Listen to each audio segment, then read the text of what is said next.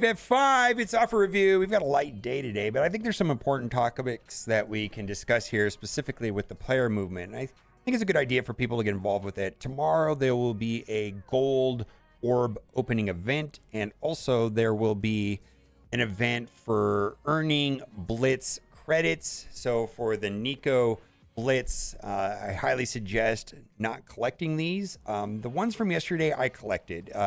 There's some discussion on how long they last. I believe it's 24 hours, so the idea is that they expire before the event. I don't know if that's true or not, but I collected my Blitz rewards from the 2 Blitzes yesterday.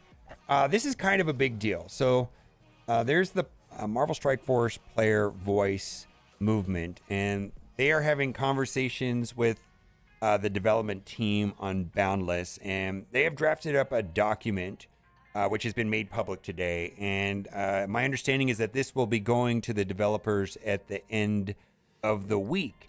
They already have direct contact with the developers, and I feel like it's a good start, and they have a lot of amazing ideas. So I will link this document and to their Discord service if you're interested in getting involved.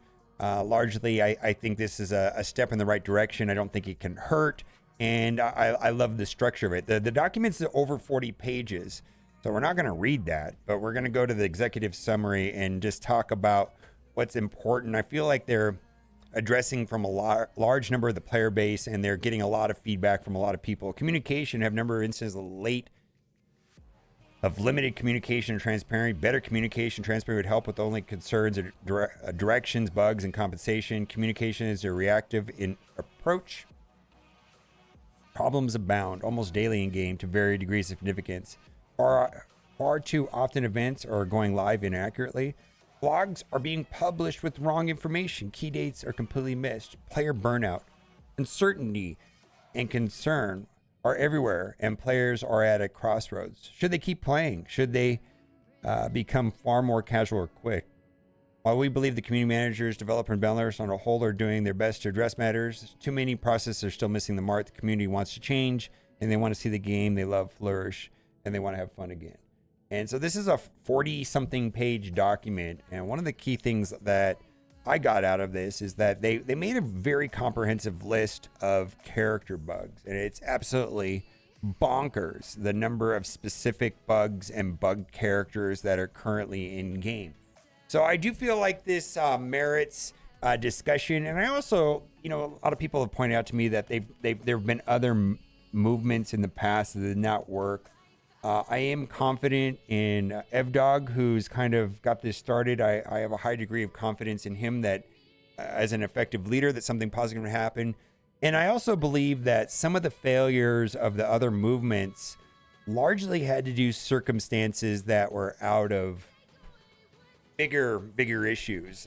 For example, the first one went down at the beginning of COVID, and the planet went into lockdown, and Scopley and Marvel Strike Force had record profits because everybody was locked up.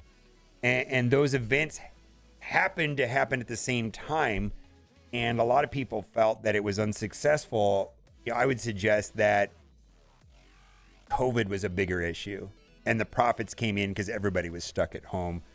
I feel like it's a different time and things like that. I know that there was something similar that happened, and I watched an Arnold video about it.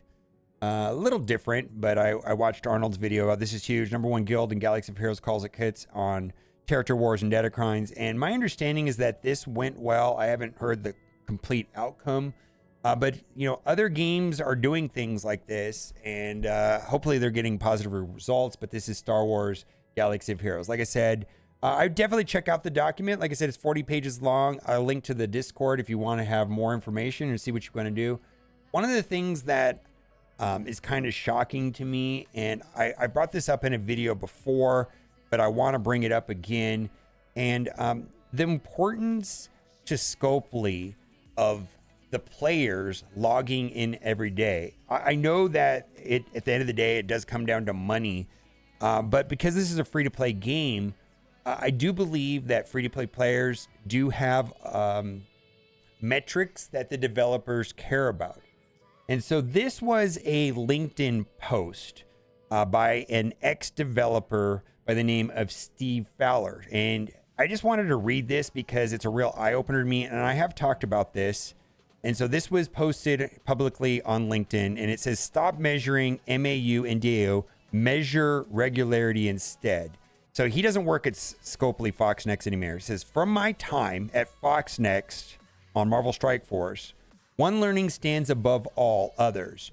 Regularity is the king of KPIs. And I don't know all the acronyms here, but that right there is I believe it's key performance indicator. Basically, it's the biggest stat that they're looking for. Regular users are those players who frequently engage with the game over certain periods, such as weekly or monthly.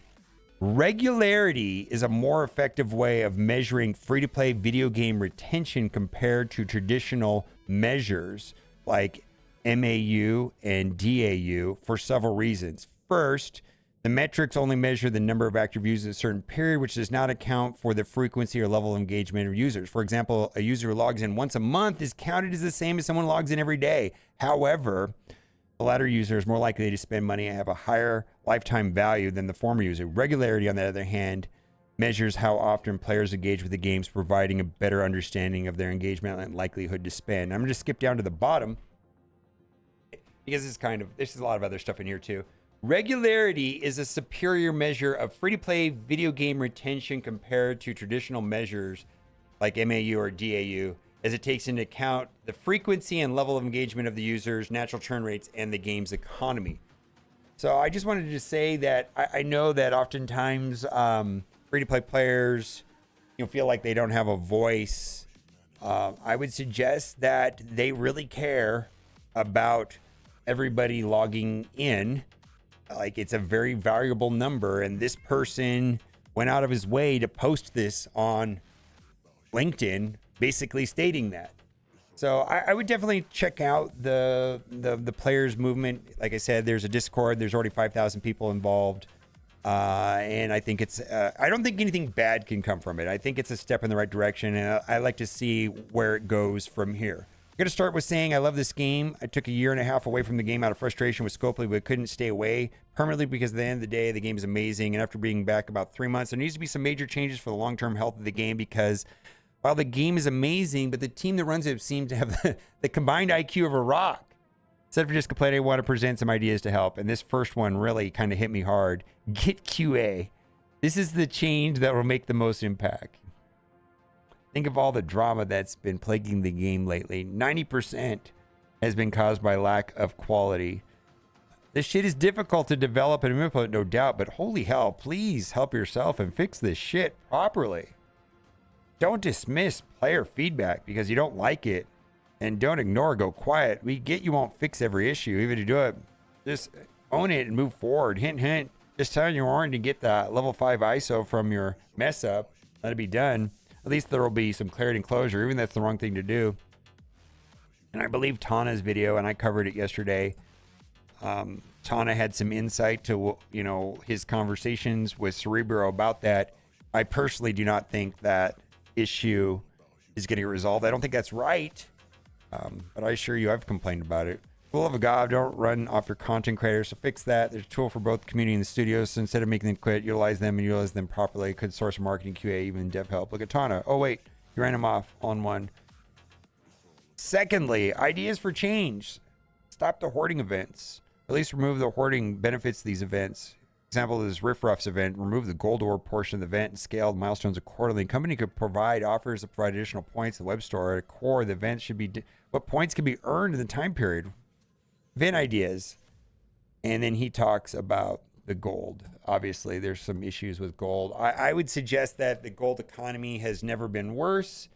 And largely, I believe that is because of the amount of gold it takes to take characters from level 90 to 95. And then one of the main ways of getting gear tier 17 and 18 is through gold spending. So maybe gold inputs have increased slightly, but not to the level that gold outputs, the amount that we have to spend, have just gone absolutely skyrocketed through the roofs. Nowhere heist rewards are ridiculous. I agree. Dear Scopley, here's a joke. What's blue and costs about 1.8 million? Alright, so that US now pay up. All right. And then I went through the offers and I didn't see anything super interesting other than there was a $5 offer for Black Panther 1 mil. And he's farmable. So you can get a couple shards of him a day if you don't want to do that. I'm not going to buy this. I'll just get a couple shards a day. All right. Well, I really hope you liked today's video, because if you did, you are in luck. For every single person that likes this video, you will be getting for free in your account. And wow, in your account, an 8-star Polly Thor. This is not a scam. Apparently, he's one of my neighbors here in Las Vegas, Polly Thor. Well, not my direct neighbor. He lives across the way, let's say. Let me know what you think in the comment section. Bye for now.